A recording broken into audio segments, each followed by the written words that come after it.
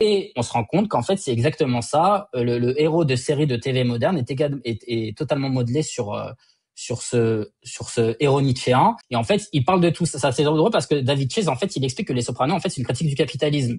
Et en fait, c'est là où on se rend compte que tout se reboucle, quoi. Voilà. Alors que le mec n'a pas de Oui, formation mais, marxiste, hein. ouais, mais c'est ça qui est intéressant. C'est ça qui est intéressant.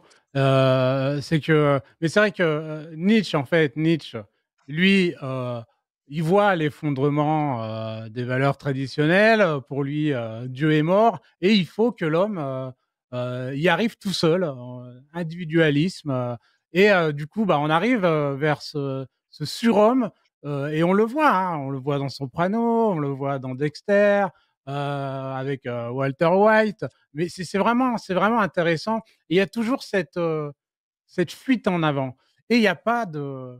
Parce que ce serait Lukács. Imaginons, c'est Lukács qui ferait la série. Comment ça se passerait? Il y a Walter White, par exemple. Lui, c'est un prof. Il n'a pas de pognon. Sa femme est enceinte. Son fils est handicapé. Il a un cancer.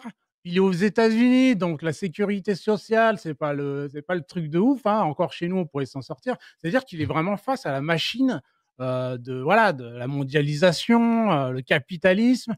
Il est seul. On comprend limite. On comprend qu'il soit attiré par le côté nichien parce qu'il se dit bah moi faut que je m'en sorte. En tout cas, si je m'en sors pas, faut que je sauve ma famille. Donc là, je vais gratter un peu de chimie, je vais vendre un peu de machin et je vais mettre mes enfants à l'abri, quoi. Et c'est ça qui c'est vraiment intéressant, quoi.